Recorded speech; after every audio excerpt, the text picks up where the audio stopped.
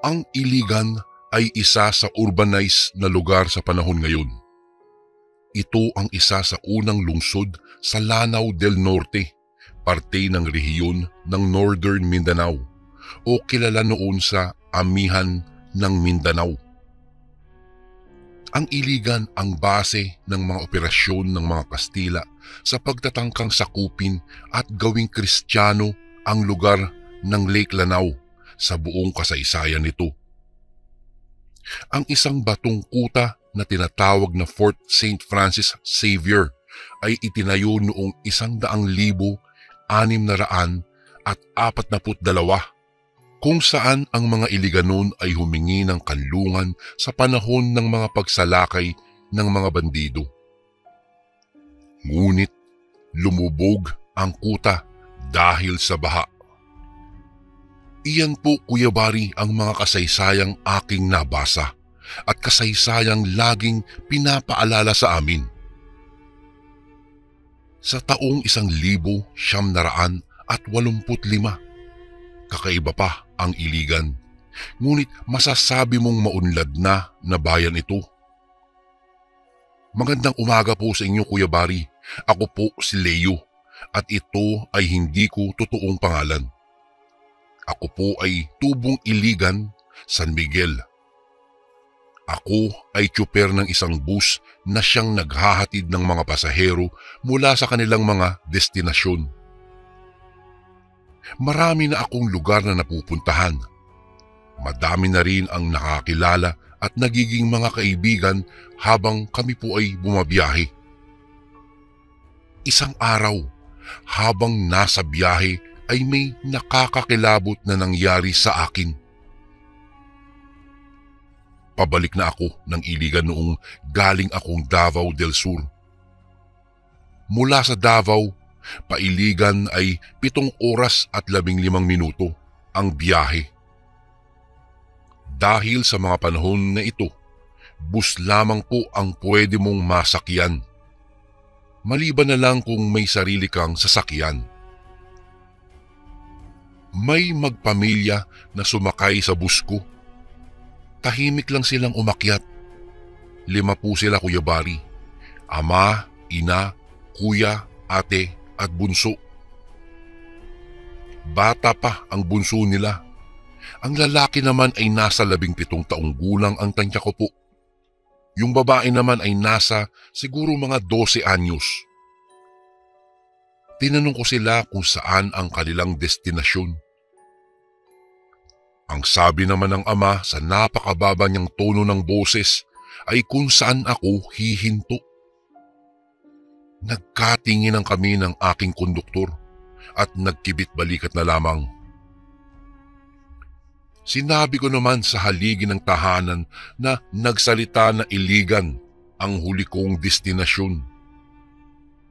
Nagkatinginan lang sila at sinabing baka nga hindi na aabot sa Iligan ang aking destinasyon na sinabayan pa niya ng malutong na tawa na tila ba siya lamang ang natawa sa biro niyang hindi nakakatuwa. Payak kaming tumawa ni Alex, ang aking konduktor. Halata sa mga tawa naming hindi talaga kami natutuwa. Nakakatakot po ang kanilang mga anyo. Ramdam ko ang bigat sa kanilang mga presensya. Ngunit hindi ko na lamang pinansin ang mag-anak na iyon at nagpatuloy na lang sa aking pagmamaneho. Tanghaling tapat na noon nang pinatunog ko ang aking radyo. Tumunog ang isang dasal na panalangin na ang ibig sabihin ay saktong 12:00 na. Panay tingin ko sa aking rear view mirror nang mapansin kong tila aligaga ang magpamilya. Panay ang takip nila sa tenga nila na tila ba ayaw makinig ng panalangin. Mas lalo pa silang naging aligaga nang sinundan ng kantang sumasamba sa Diyos ang panalangin. Isang musikang makabagbag damdamin na kung ikaw ay medyo may kademonyohan ang isip ay maiirita kang makinig. Ngunit para sa aming may takot sa Diyos ay kay sarap ito pakinggan. Nasa ganoong kaming sandali ni Alex sa pagdama ng kanta ay napasigaw ang babae at sinabing patayin daw ang radyo at naririndi sila makinig. Nagkatingin ang kami ni Alex, Kuya Bari, at agad na pinatay naman ang radyo. Katahimikan ang namamayani sa loob ng bus. Hindi ko alam, ngunit kinikilabutan ako sa mga tingin ng mag-anak, lalo na ang anak nitong lalaki na kung makatingin ay gutom na. Hindi ako nagpahalata na nangangatog na ang buong katawan. Ni halos hindi ko na maigalaw ang aking mga kamay.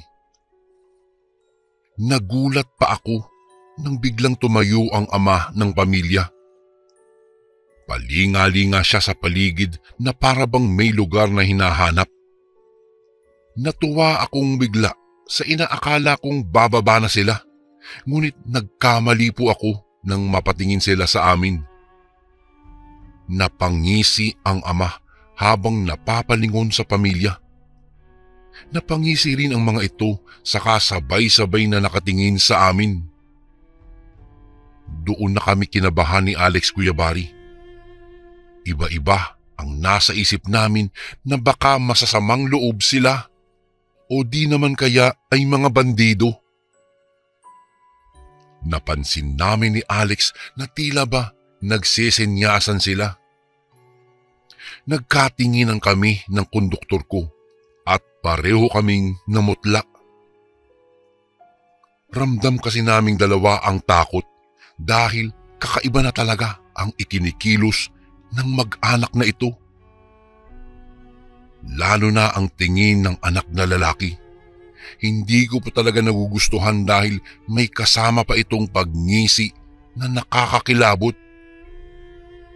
Hindi ko alam, Kuya Bari, kung ilang oras na kaming bumabiyahe. Dasal na kami ng dasal ni Alex nung mga panahong iyon. Noong pareho naming nakitang 3:00 na at magsisimula muli ang pang 3:00 na dasal ay iisa ang naisip namin. Pakanta-kanta pa ako at pasipol-sipol habang si Alex naman ay pinaandar na ang radyo. Isa lamang ang gusto kong mapatunayan dahil may kakaiba talaga sa magpamilya. Bago ko po ipagpatuloy ang kwentong ito ay may request sana ako sa iyo, kasundo. Isang pindot lang ito, kasundo, sa subscribe button namin.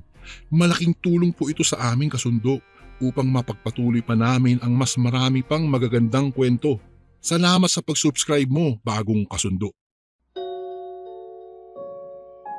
Bago pa man mapaandar ni Alex ang radyo ay may pumarang isang matandang lalaki. Marami po itong dalang sako.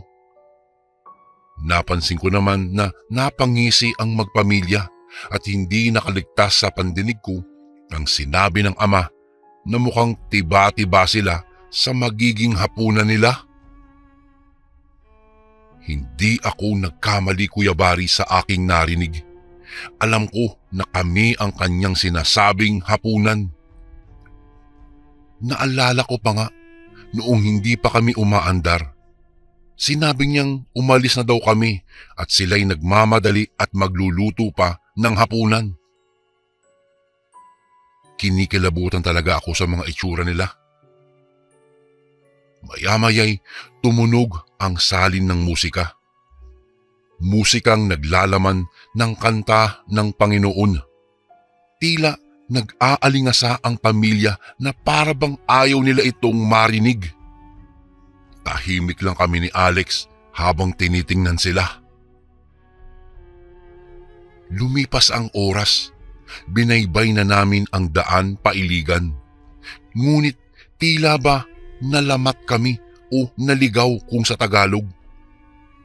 Nagulat ako, Kuya Bari, dahil hindi pamilyar sa akin ang lugar o dahil sa takot ay hindi ko na mapamilyar. Umuusok pa ang paligid na may kaunting siwang ng liwanag ng buwan. Malamig na malamig. Nabigla kami sa sunod na nangyari. nang hawakan ng batang lalaki ang balikat ni Alex at sinabing sa kanya ito. Siya ang bahala kay Alex. Maya-maya'y bigla nilang hinila ang kasama ko. Hinawakan kong mahigpit si Alex at kahit nakita kong tila nagbabagong anyo ang mga ito, ay mas pinili kong hawakan si Alex. Nangatog ako sa mga nakikita ko. Hindi ako makapaniwala talaga, Kuya Barry. Nangako akong hindi ito ang magiging katapusan ng aming buhay. Kaya mas hinigpitan ko pa ang paghawak ko kay Alex. Hindi ko siya binitiwan at nanalangin akong makakaligtas kami. Habang nangangatog ang buo kong katawan, biglang kinagat ng batang babae ang kamay ko. Kahit nadugo na ang kamay ko ay mas lalo kong hinigpitan ng kapit kay Alex. Pareho kaming nagsisigawan na nung mga panahong iyon. Ngunit ang matandang madaming dalang sako na natutulog kanina ay biglang nagising at may kinalkal sa kanyang sako na para bang walang nangyayari. Napaisip pa akong may oras pa siyang magkalkal ng dalang basura habang sila ay nakikipag-agawan ng kanilang mga buhay sa mga hinihinalang mga aswang. Lalong naging agresibo ang pamilya nang makitang dumudugo na ang aking balat sa kagat ng batang babae. Samantalang ang bunso ay tuwang-tuwa naman sa kanyang nakikita at panay ang wika ng busog. Nang muntik kong mabitiwan itong si Alex, nang isang malakas na hagupit ang tumama sa pamilya. Kitang-kita ko kung papaano umikot ang isang latigo sa katawan nila dahilan para mabitiwan nila si Alex. Napatingin kami sa matanda at sinenyasan na magtungo sa likod. Hawak nito ang bunsong anak ng mag-asawa. Aswang umano ang pamilya. Hindi sila taga-iligan at nanggaling pa sa tawid dagat na hindi naman sinabi ng matanda kung saan. Nanlaki ang mga mata ng lalaki nang makita ang anak na hawak-hawak ng matanda. Muli pang nilatigo ng matanda ang mag-anak habang ang maliit na bata ay hindi makakilos dahil sa mga tinik-tinik na nakakwintas dito. Nakiusap ang mag-anak na ibalik ang kanilang anak. Ngunit desidido ang matandang sila'y paslangin. Dahil baka dito pa sa iligan maghasik ng lagim ang mga ito. Ani ng matanda. Pagsakay pa lang niya ay alam na niyang aswang ang aking mga pasahero dahil sa malangsan nitong mga amoy. Hindi naman daw ito ang uri ng aswang na malalakas. Ang matanda pala ay kinilala naming si Mang Idong, Kuya Barry. Hindi niya tunay na pangalan. Bantog ang taong ito sa panggagamot at paghahanap ng mga aswang. Dahil ayon sa kanya, kinukuha niya ang mga bertud ng mga ito upang gamitin sa kanyang pagiging albularyo. Dahil ang bertud ng mga aswang ay kaya umanong labanan ang banta ng kulam. Hindi naman umano niya ito ginamit sa pangkukulam o kasamaan dahil ang trabaho niya ay manggagamot at hindi ang kumitil ng buhay. Maya-maya'y nakiusap ang isang aswang na ibalik sila sa terminal kung saan magdadala sa kanila pabalik sa kanilang lugar. Ngunit hindi nila kayang ibigay ang bertud kay Mang Idong dahil mapapahamak sila pagbalik sa kanilang lugar. Nangako silang hindi kami gagalawin habang nasa biyahe. Basta't ligtas lang kaming parehong makakabalik sa terminal. Pinapunta ni Mang Idong ang mag-anak sa likuran ng bus. Binantaan sila na huwag gagawa ng anumang hakbang para hagupitin sila muli ng buntot ng pagi. Ginamot naman muna ni Mang Idong ang sugat na gawa ng batang babae sa akin. Nararamdaman ko ang hapdi na dulot ng kanyang mga ngipin, Kuya Barry.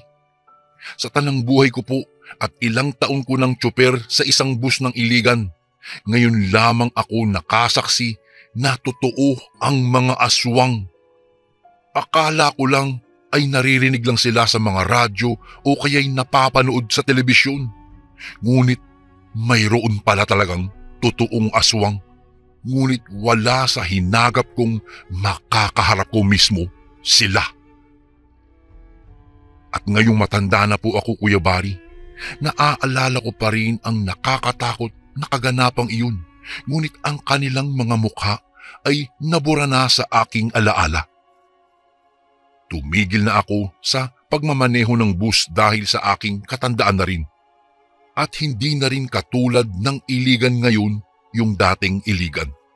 Dahil po ang Iligan ngayon ay isa na sa maunlad na lungsod sa parteng Northern Mindanao. Kuya Bari, ito po ang karanasang hinding-hindi ko po malilimutan. Kaya po ako sumulat sa inyong channel. Isang pangyayaring hindi ko akalaing makakaharap ako ng isang tunay na aswang na mag-anak dahil lang sa pagiging tsuper ng bus. Hanggang dito na lang po ang aking kwento, Kuya Bari. Salamat po ng marami and pwede niyo po bang paki-shoutout ang aking mag-anak ngayon na De La Vega family. Lubos na gumagalang, Leo.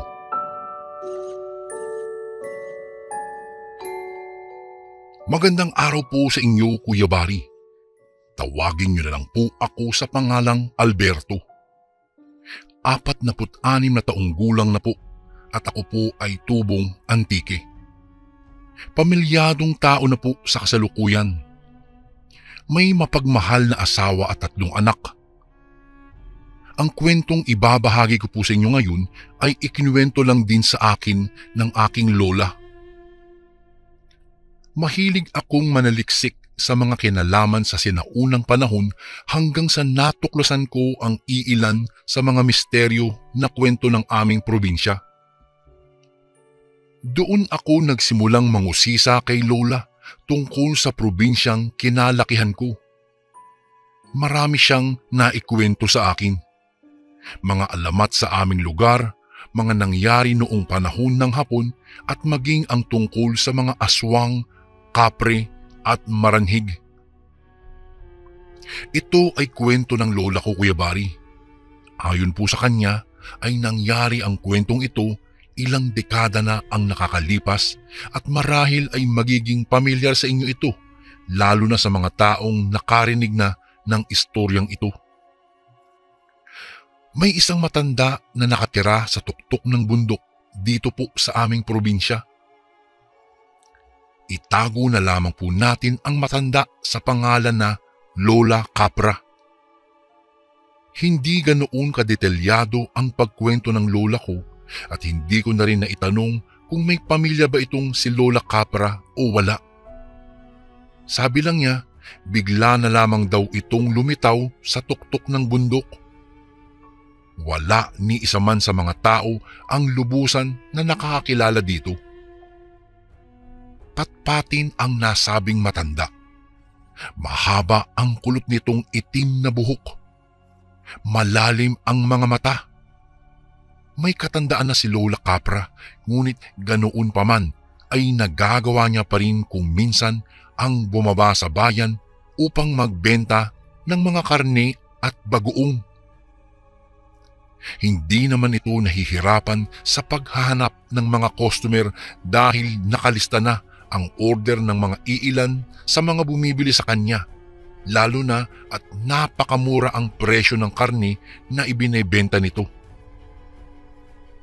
Mahinhin siya kung kumilos, at kung hindi pa siya bababa sa bundok upang magbenta ng bagoong ay hindi ito makikipag-usap sa mga tao. Hindi po siya masyadong nakikihalubilo, ngunit ganoon pa man ay kilala siya dahil sa tanyag ng kanyang bagoong na hinahanap-hanap ng karamihan. Kung hindi bagoong ay karne ang binebenta nito na mabilis na nauubos at kung minsan pa nga ay kinukulang pa ito. Dadalhan ko na lamang kayo ulit ng karne at dadamihan ko pa sa susunod. Anya pa ng matanda sa tuwing may nagrereklamo na hindi sila nakabili ng karne nito dahil naubusan. Talaga nga namang patok na patok Kuya Bari lagi ang kanyang mga binebenta. Lumipas ang mga araw at buwan.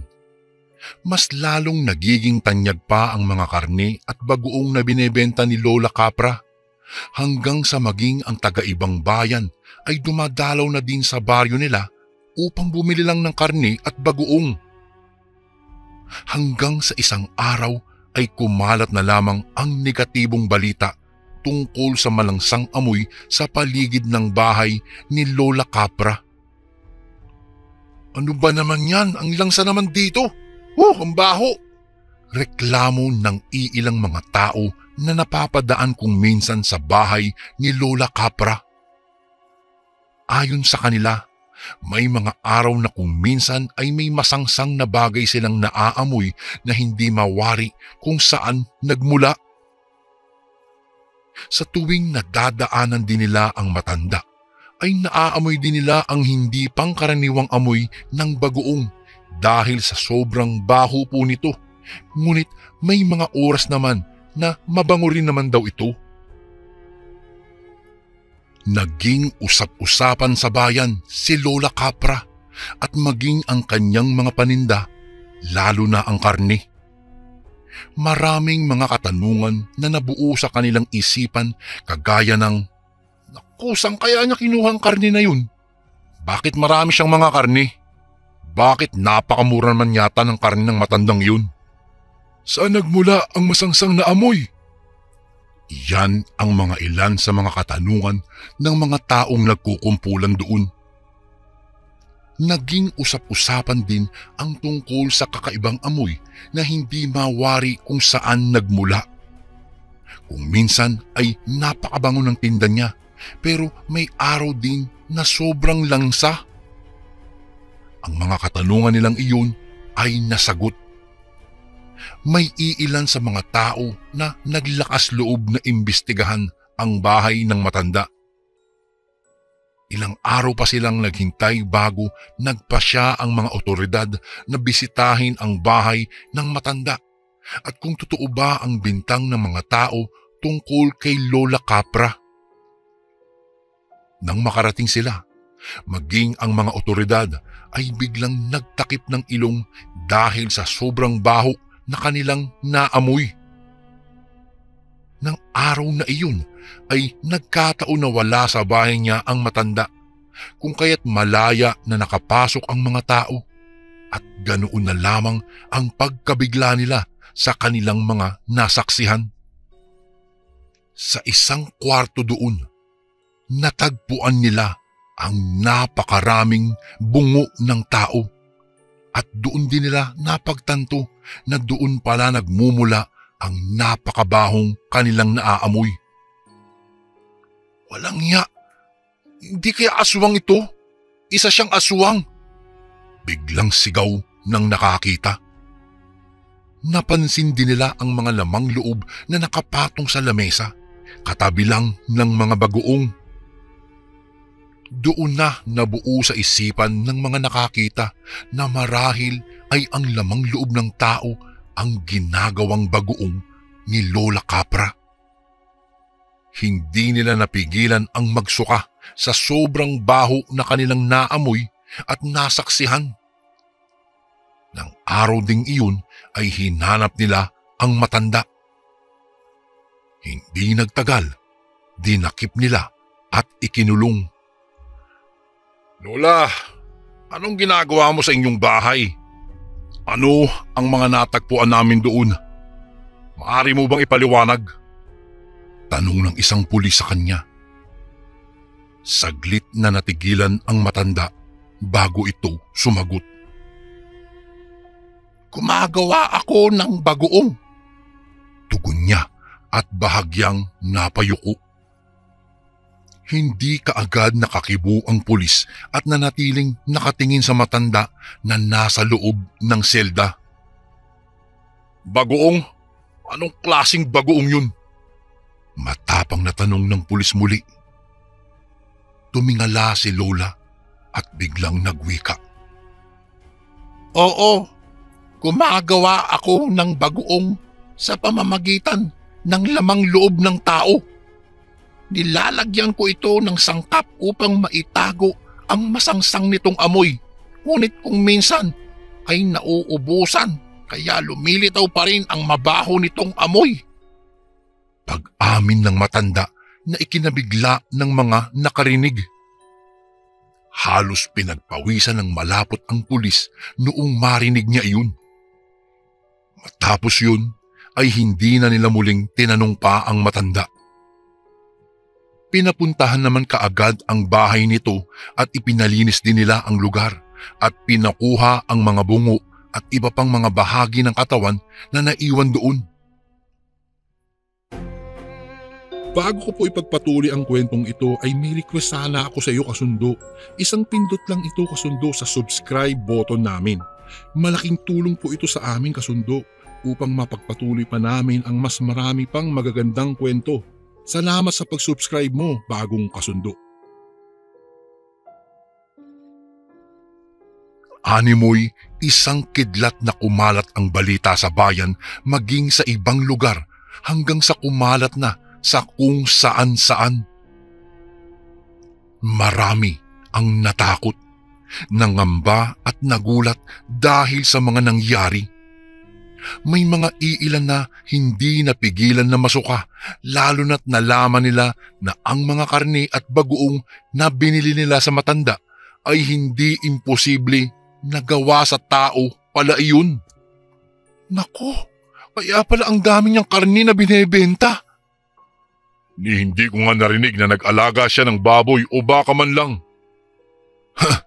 Dapat mamatay ang aswang na yan bago pa magkalat yan ng lagim dito. Mga naguguluhan at natatakot na komento ng mga tao. May iilan pa nga na nagtatanong kung magiging aswang rin ba sila o baka mayanggaw dahil sa mga nakain nila. Maya-maya'y may isang matandang lalaki ang lumapit sa kanila upang sagutin ang mga katanungan nila. Hindi kayo magiging aswang. Mangyayari lamang iyon kapag ka nakakain kayo ng atay ng tao. Tugon ng matandang manggagamot sa iilan sa kanila. Malayo sa lugar ng kanyang kinalakihan, ikinulong itong si Lola Capra. Isa ang aking lola sa mga nakarinig ng balita tungkol kay Lola Capra. Ngunit hindi niya nagawang bisitahin ito dahil sa naunahan siya ng kaba at takot. Ayon pa sa narinig ng aking lola, namroblema pa daw ang mga pulis dahil hindi raw kumakain ng pangkaraniwang pagkain itong si Lola Capra noong nasa kulungan pa ito. Sa halip ay sariwang karne ang binibili at binibigay sa kanya upang ito'y kainin niya. Habang kumakain daw ang matanda, ay napaduwal pa ang isang pulis. Ano ba naman yan? Grabe! Hindi ko masisigmuraan ang ginagawa niya. Nandidiri pang komento ng isa sa mga nakakitang pulis habang sarap na nilalantakan ng matanda ang isang sariwang karne. Tinitigan lamang sila ng matanda habang sarap na sarap sa pagkain ito. Nanlilisik ang pulang mga mata nito. Naglalaway. Magulo ang buhok at maging ang kanyang kasuotan. Mabagsik din daw ito. May mga oras na hindi raw ito mapakali lalo na tuwing sumasapit ang gabi. Kaya ganoon na lamang ang nararamdaman na takot ng mga nagbabantay sa kanya. Hindi naman daw inaakala ng mga pulis na isang aswang ito.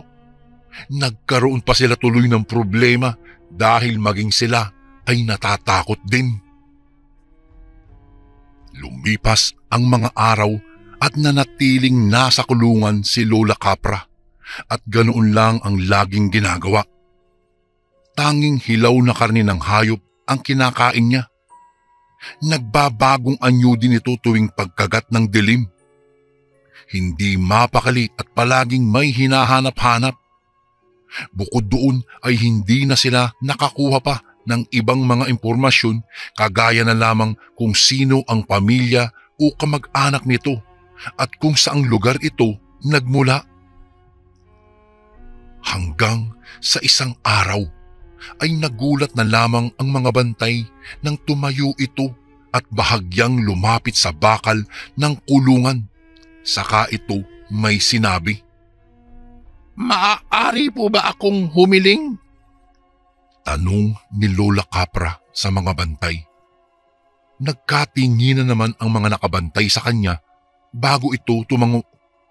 "Sige Lola, ano po ang inyong hiling?" Kinakabahang tanong ng bantay. "Gusto kong makita ang itim kong patadyong. Ibigay niyo sa akin ang itim kong patadyong." Kaagad na tugon ng matanda. Itim na patadyong? Ano ho yun? Tsaka saan ho nakalagay iyon?" "Basta, kunin niyo lang yung itim na patadyong. Nakalagay iyon sa ilalim ng aking higaan. May isang itim na kahon doon na nakabaon malapit sa may haligi ng bahay. Ito na lang ang aking huling hiling sa inyo. Sana'y mapagbigyan niyo ako. Malapit na akong mamatay. Yun ang aking pakiramdam ngayon. Kaya't kung maaari lang po, ay pagbigyan niyo ang aking huling hiling." Sige po Lola. Ipapakuha ko po ang itim niyong patadyong." Nanginginig na tugon ng bantay. Naging isang tanong naman sa mga pulis kung ano ang gagawin ng matanda sa itim nitong patadyong. Kung kaya't walang pag-aalinlangan na pinahanap nila ito sa kanyang bahay. May mga tauhan silang ipinadala sa tuktok ng bundok upang halughugin ang bahay ng matanda at ang sinasabi nitong itim na patadyong. Hindi nagtagal, bumalik na ang naghanap. Lola, ito na po yung inyong pinahanap, yung itim na patadyong nyo." Wika ng isang bantay at bahagyang itinaas ito upang ipakita sa matanda. Hindi naman nagtagal ay naibigay nila sa matanda ang patadyong. Napaatras pa nga ang mga ito nang humakbang ito papalapit sa kanila. Dahan-dahan pa na kinuha ito ni Lola Capra sa kanila. Bago ito isinuot ni Lola Capra ay ngumiti pa ito sa kanila. Maya-maya'y nanlaki ang kanilang mga mata. Dahil kasabay ng paglaho ng patadyong ay ang paglaho din ng matanda. Opo, Kuya Bari, naglaho ang matanda doon sa loob ng selda. Kung kaya't nataranta ang mga nakasaksi nito, lalo na ang mga pulis, kung kaya mabilis nilang binuksan ang kulungan at hinanap ang matanda sa loob. Ngunit bigo silang mahanap ito. Pumalat ang balitang ito at ang mga tao na nakarinig ay ibinintang ang pagkawala ng matanda sa mga bantay na nagbigay ng patadyong nito. "Ako naman, sana pinatay nyo na lang kaagad yung aswang na yun. Bakit hinayaan nyong makatakas? Kung hindi nyo pinagbigyan at ibinigay yung patadyong na iyon, hindi yun mawawala." Pagsisisi pa sa kanila ng mga tao, ngunit kahit anong paliwanag nila ay hindi sila pinakikinggan. Pinaniniwalaan ng iba na marahil ay may kapangyarihan ang patadyong na iyon at iyon ang pinagkukunan ng matanda ng kanyang lakas. Marami ang natakot at nangamba sa biglaan na paglaho ni Lola Capra. Papaano na lamang kung maghasik ito ng lagim sa kanilang lugar? Nang dahil sa isipin na iyon ay maraming mga tao ang lumuwas sa lungsod at sa kung saan-saan pang mga lugar upang mailayo ang kanilang mga pamilya sa kapahamakan na maaaring mangyari. Noong mga panahong iyon, hindi na rin naging mabenta ang kahit anong klase ng mga karne at bagoong dahil sa nangyari. Tanging isda, gulay at itlog na lamang ang binibili nila dahil sa pag-iiwas sa mga pagkain na hindi imposibleng karne pala ng tao. Isa na sa mga pamilya ng lola ko ang umiwas, Kuya Bari, sa pagbili ng karne at bagoong ng mga panahong iyon. Lumipas ang araw, buwan at taon. Hindi na muling nagpakita pa daw si Lola Capra hanggang sa isang araw ay biglang kumalat na lamang ang balita na nahuli na raw si Lola Capra sa lungsod, saka sinunog ito ng buhay. Marami ang nagulat, nasiyahan at naniwala, ngunit may iilan din na hindi. Ngunit iisa lang ang sinisiguro nila at iyon ay tuluyan ng nawala ang matanda at ang itim nitong patadyong. Naiisip din nila, Kuya Bari, na marahil ay biglang lumitaw ang matandang si Lola Capra sa tuktok ng bundok dahil umalis ito sa kanyang pamilya at upang hindi mahawaan ang mga ito sa pagiging aswang niya. May mga ideya rin na pinalayas daw ito sa kanila kaya napadpad sa probinsya ng Antique at palihim na naghasik ng lagim. Sa kasalukuyan ay napatunayan na tuluyan na ngang naglaho na ang matanda, ngunit ang mga impormasyon tungkol sa kanya ay nanatiling pribado. Simula nang maglaho ang matanda sa aming probinsya, Kuya Bari, ay hindi na muli ito pang nagparamdam. Ngunit kahit ilang taon na po ang lumipas simula nang mangyari iyon, ang mga alaala na naiwan niya ay nanatili at animoy isa na lamang alamat na naiwan sa aming lugar, ang matandang tindera ng karne at bagoong. Hanggang dito na lang po ang kwento ng aking lola, Kuya Bari. Sana po'y nagustuhan nyo at sana po'y mabasa nyo po sa inyong channel. Lubos na gumagalang, Alberto.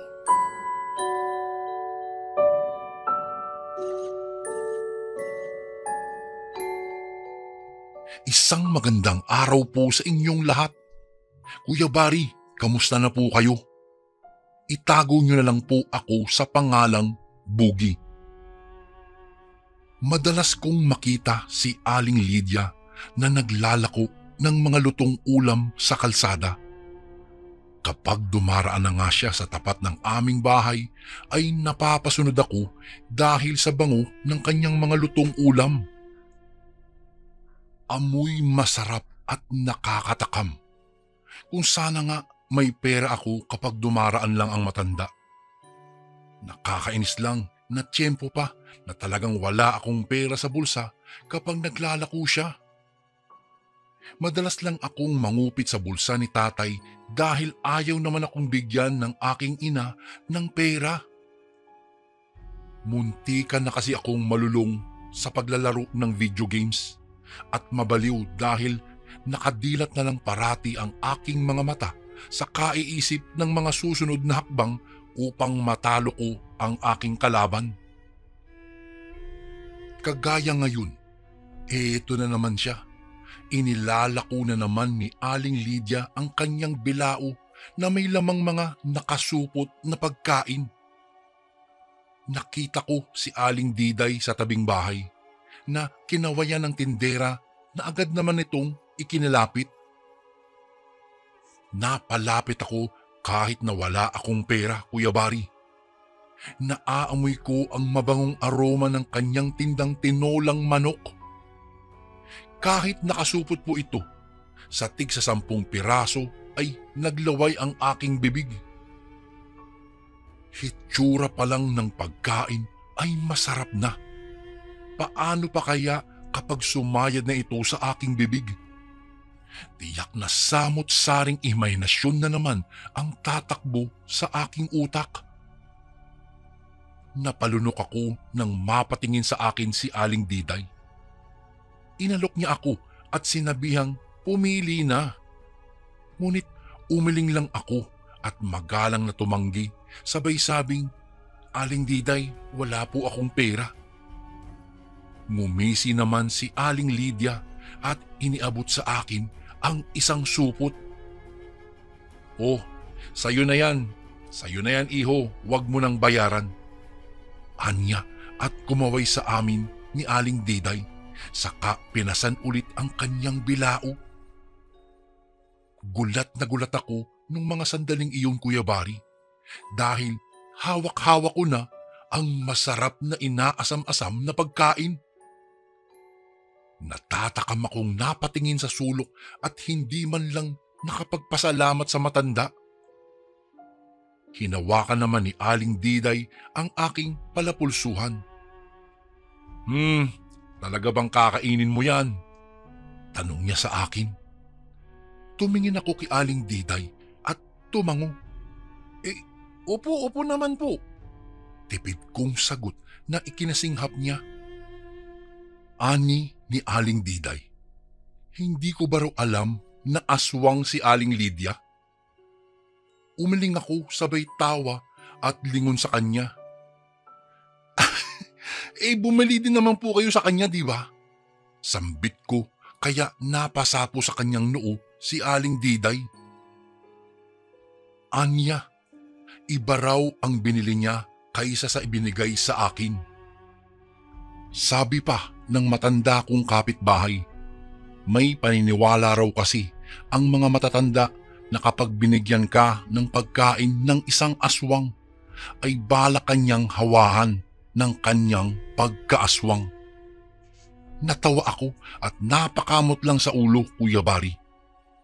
Ako magiging aswang? Susmi! Ni hindi ko maisip na mangyayari iyon sa totoong buhay. Hindi ko na lang pinansin si Aling Diday at pumasok na sa loob para kainin ang ibinigay na ulam ni Aling Lydia. Sa aking pagpasok ay nakasalubong ko si Ate Alma habang may bitbit na hugasin mula sa kusina. Ate, tingnan mo. Binigyan ako ni Aling Lydia ng ulam. Sambit ko at ipinakita sa kanya ang isang supot ng tinulang manok. Malaki ang piraso ng hiwa noon kaya nakakatakam itong tignan. Iyon nga lang, napansin kong wala itong bawang. Nanlaki naman ang mga mata ni Ate Alma at tinitigan ang bitbit kong ulam. Naku naman, bakit mo tinanggap ang binigay niyang ulam? Hindi mo ba alam na aswang si Aling Lydia? Maaari kang mahawa dahil nasa pagkain na ibinigay niya ang mga munting uod na papasok sa iyong katawan upang maging isang ganap na aswang ka. Tumawa ulit ako at umiling. Parang ang hirap namang paniwalaan ang mga sinasabi nila. Muling nagsalita si Ate Alma at sinabing walang libre sa aswang. Kapag ibinigay niya o ninakaw ng iba ay tiyak mahahawaan ang kung sino mang mapusuan niya. Kaya naman kailangan ang dobling ingat kapag tatanggap ng pagkain mula sa mga hindi nakikilalang mga tao. Ayaw ko na sanang maniwala, ngunit naisip ko, 2 tao na ang nagsabi sa akin noon, kaya naman hinarap ko si Ate Alma at tinanong kung papaano ko malalaman na balak akong yanggawin ng aswang na si Aling Lydia. Minwestrahan niya ako na kumuha ng lalagyan ng ulam at iilang piraso ng kalamansi. Sa mesa kami pumuesto at hiniwa ang mga kalamansi. Anya, ipiga ko lang daw ang mga katas noon sa ulam at maghintay ng saglit. Kung kaya, Kuya Bari, sinunod ko ang kanyang sinabi. Pagkakuha ko ng isang mangkok, isinalin ko ang ulam na tinola.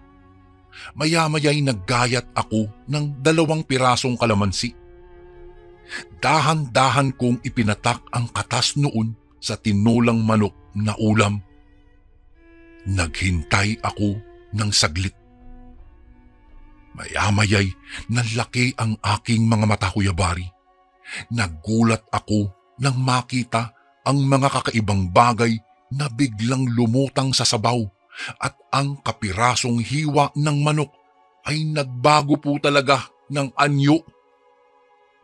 Nag-iba ang grano ng laman nito at nagkaroon ng parang mga balat-balat. Gayon na lang ang gulat at sinda ko sa aking mga nasaksihan. Ilang saglit pa ay nagsigapangan bigla ang mga uod na may mabalahibong katawan papalayo sa sabaw. Pakiramdam ko ay mangangati ako sa nakitang hitsura nila na kawangis ng isang higad. Kalmadong ipiniliwanag sa akin ni Ate Alma na iyan ang papasok sa katawan at titira ng matagal na panahon sa aking tiyan hanggang sa mabuo na siya na parang isang sisiw o isang ibon, at kapag sumapit ang bilog na buwan ay lalabas na siya. Walang sali-salitang itinapon ko ang ulam na ibinigay sa akin ni Aling Lydia. Bibigyan nga ako ng ulam pero balak naman niya akong iyang gawin at gawing isang aswang. Kaya naisip kong wag nang basta-bastang tumanggap ng pagkain mula sa matandang iyon. Mahilig palang manlinlang ang mga aswang at balak pang gawing kalahi nila ang mga taong maibigan nila. Sabi ni Ate Alma, kung ipinagpatuloy ko ang pagkain sa nasabing tinolang iyon, baka marahil nasa loob na ng aking tiyan ang puso ng aswang na nagpapalaki at balak na lumabas pagdating ng takdang panahon. Kinilabutan ako sa isiping magiging isang aswang ako at gagapang sa mga bubong para lumamon at mambiktima ng mga tao, kumain ng mga lamang loob ng buhay na tao. Magmula po noon ay iniwasan ko na si Aling Lydia na kay lawak ng ngiti kapag nakikita niya ako. Akala niya siguro nagiging aswang na ako dahil sa kanyang ibinigay na tinola sa akin. Mali siya. Itinapon ko na ang pagkain at wala nang balak na magpalinlang pa sa kanyang kesihodang wala akong matikmang pagkain mula sa mga paninda niya. Nagtanda na po ako, Kuya Bari. Sana po magsilbing aral itong aking naging karanasan sa ibang balak na bumili sa mga pagkain inilalako at hindi nakikilalang mga tindera.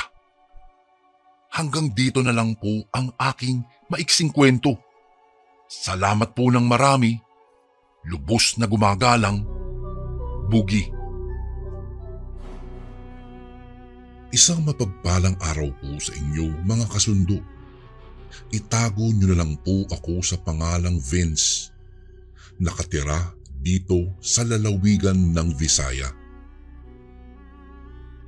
Ang kwentong aking ibabahagi sa inyo ay tungkol sa karanasan ng aking ama kasama ang kanyang mga kaibigan at pinsan. Matagal na po itong panahong nakalipas. Magpasa hanggang ngayon po ay nagsilbing isang bangungot umano sa aking ama ang kanyang karanasang ito na hindi niya makakalimutan pa hanggang sa kanyang paglisan umano dito sa mundong ibabaw. Naganap po ang pangyayaring ito taong 1975 at ang kanyang edad noon ay 16 na taong gulang pa lamang. Ayon po sa kanyang kwento, may magaganap na fiesta sa baryo ng kakilala ng kanyang kaibigang si Ruel. Kung kaya napagplanuhan nilang dumayo sa baryong iyon. Hindi ko na po babanggitin pa ang eksaktong baryo kung saan naganap ang karanasan ng aking ama bilang respeto na rin sa ibang taong mga nakatira doon. Ano tol, sama ka na ha? Akong bahala magpaalam sa mga magulang mo para siguradong papayagan ka. Panimulang sabi ng kanyang kaibigang si Ruel. Naku, malabong mapapayag mo ang aking mga magulang pre. Lalong-lalo na sa aking nanay. Alam mo namang napakahigpit ng mga iyon pagdating sa paglalakwatsa. Tugon ng aking ama sa kanyang kaibigan. Pre, magtiwala ka lang. Alam mo namang malakas ako pagdating sa mga magulang mo eh. Natatawang sagot ni Ruel. Kaagad naman napagplanuhan nilang magkakaibigan at ng kanyang pinsang si June Ray kung anong araw sila pupunta sa baryo kung saan magaganap ang fiesta. Makalipas ang ilang araw at dumating na ang araw na pinag-usapan nilang magbabarkada at ng kanyang pinsan. Agad na ipinagpaalam siya ni Ruel sa kanyang mga magulang. Nagulat naman ang aking ama dahil walang kahirap-hirap na pinayagan kaagad siya ng kanyang ina. Ni hindi man lang nagtanong ang kanyang mga magulang kung ano ang kanilang gagawin sa baryong pupuntahan. Kaya't hindi na nag-atubili pa ang aking ama at agad nang nagbihis ng damit panlakad. Baka kasi biglang magbago pa ng isip ang kanyang mga magulang at hindi na siya payagan pa ng mga ito kung magtatanong pa siya. Ilang sandali lang ay binaybay na nila ang daanang papunta sa fiestahan. Noong medyo nakalayo na sila sa kanilang baryo, may nakasalubong silang kapitbahay na si Mang Tonyo. Masaya namang binati nila ang matandang si Mang Tonyo. Gumanti naman ng bati ang matanda sa kanila. Ngunit bago pa man sila makalagpas dito ay narinig nilang itong nagsasalita at nagsabing, "Oh, saan ba kayo pupunta mga bata? Ba't parang bihis na bihis yata kayo ah?" Sinabi naman ni Ruel na pupunta lang sila sa baryo ng kanyang kaibigan upang makifiesta. Ano kamo? Makikifiesta kayo sa kaibigan nyo? Ay sus, ering mga kabataang ito. Alam nyo namang bantog na maraming aswang ang baryong iyon at matagal nang iniiwasan ang baryong iyon.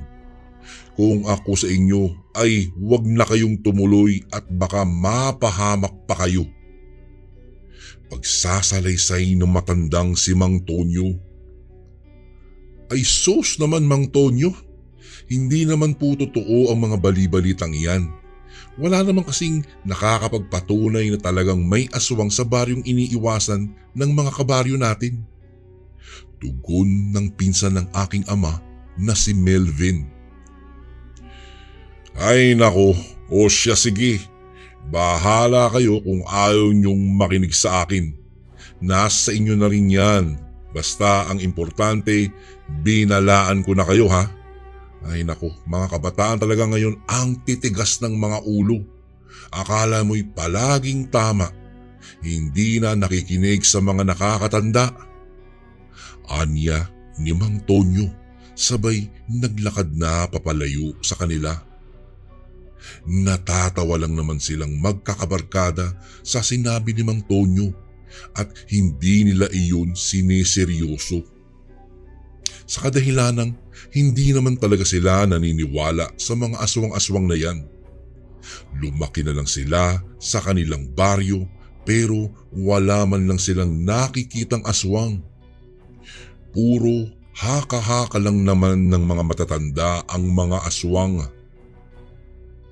Makalipas nga ang mahigit isang oras ay nakarating na sila sa baryong iniiwasan ng iba nilang kanayon.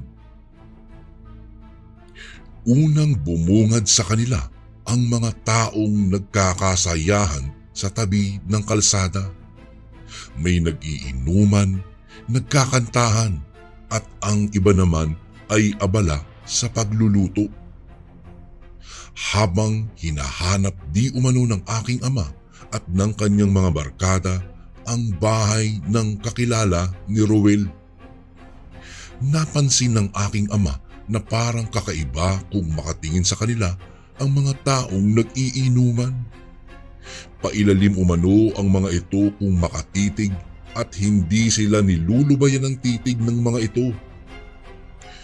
Pare, tingnan mo, nakakatakot naman dito. Bulong ng aking ama sa kanyang kaibigang si Ruel. Bakit naman? Tanong ni Ruel sa kanya. Hindi na nakasagot pa ang aking ama sa tanong ng kanyang kaibigan dahil nakita nito ang kakilalang taga roon sa baryo at kinawayan. Agad namang lumapit ang lalaki at ipinakilala sila dito. Ilang sandali lang ay naroon na sila sa loob ng bahay ng kakilala ni Ruel na itago na lang po natin sa pangalang Arnulfo. Hinaina naman agad sila ni Arnulfo ng pagkain at alak. Pagkatapos ay nagpaalam itong aalis sandali dahil may bibilin lang daw ito sa palengke. Mga tol, babalik rin ako kaagad ha. Sandali lang ito, may iniutos lang sa akin ng aking ina. Nakangiti naman silang tumango kay Arnulfo at nagpasalamat. Habang kumakain silang magkakaibigan, ay may isang matandang lalaki ang lumapit sa kanilang lamesa at tumabi ng upo. Noong una ay nawiwirduhan pa ang aking ama sa matandang lalaki. Nagsasalita kasi itong mag-isa at parang bang may binubulong-bulong sa sarili. Kaya pinakinggan umano ng maigi ng aking ama kung ano ang sinasabi ng matanda. Pakiramdam niya kasi ay may sinasabi ang matanda sa kanila kaya lang ay pabulong. Umalis na kayo dito mga bata bago pa mahuli ang lahat. Mga aswang ang nakatira sa baryong ito. Delikado kayo dito. Naririnig ng aking amang wika ng matanda. Kami ho bang kausap niyo, tatang? Bulong ring tanong ng aking ama dito. Oo, kayo nga. Umalis na kayo rito bago pa gumabi. Dahil kung hindi, baka kayo pa ang maging handa sa fiesta nila. Tugon ng matanda tapos ay umalis na sa kanilang pwesto at tinungo ang labas ng bahay. Hindi mawari ng aking ama ang mga oras na iyon kung nagsasabi ba ng totoo ang matanda o nagbibiro lang. Ngunit mula nang marinig niya ang sinabi ng matanda ay nakaramdam ng takot sa sarili ang aking ama. Sa isip-isip niya noon, papaano kung totoo nga yung sinasabi ng matanda? Kasi bago sila nakarating kanina sa baryo, binalaan rin sila ni Mang Tonyo. Sinipat pa ng aking ama ang labas ng bahay ng kakilala ni Ruel. Marami-rami ang nagiinuman na kung titingnan mo ang mga taong iyon ay pangkaraniwan lamang. Marahil lasing lang siguro yung matanda na yun kaya kung ano-ano ang kanyang sinasabi. Bulong ng aking ama sa kanyang isipan. Makalipas pa ang ilang sandali ay magtatakip silim na at muli niya namang naalala ang sinabi sa kanya ng matanda. Kaya naalarma siya at hindi mapakali sa kinauupuan. Hanggang hindi na talaga mapakali ang aking ama dahil sa may kakaiba na talaga siyang nararamdaman. Lalo na nang masipat niyang parang biglang naging mata ng pusa ang mga mata ng mga lalaking nag-iinuman sa labas ng bahay. "Mga tol, umuwi na tayo. Tara na." Pag-aaya ng aking ama sa kanyang mga kaibigan at pinsan. Akmang magtatanong pa sana ang mga ito, ngunit inunahan na ng aking amang lumabas ng bahay. Kaya't walang nagawa ang kanyang mga kaibigan kung hindi ang sumunod na lang. Maya-maya pa, nagulat na lang silang magkakaibigan nang may narinig silang malalakas na angil na nagmumula sa loob ng bahay.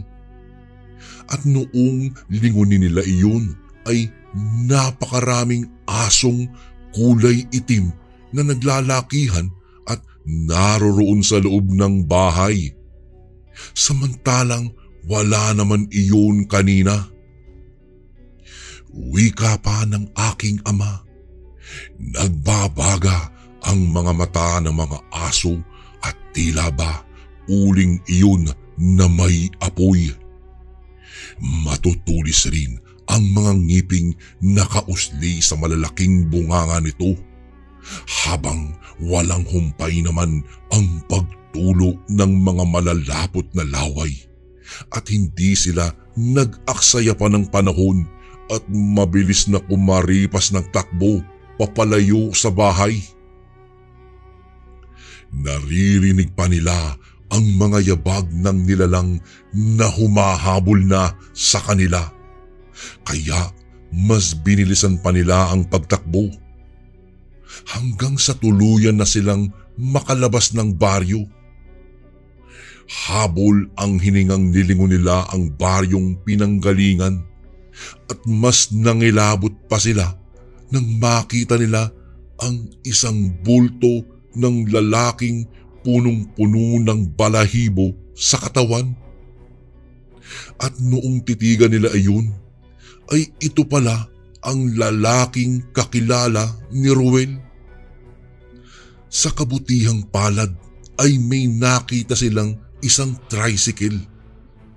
Agad silang nagtalunan sa loob ng tricycle at iniuto sa driver na umalis kaagad sa lugar na iyon. Ayon sa tricycle driver ay pamangkin pala ito ni Mang Tonyo, at inutusan siyang abangan daw kami dito sa lugar na ito dahil alam daw ng kanyang tiyuhin na si Mang Tonyo na kakailanganin daw namin siya.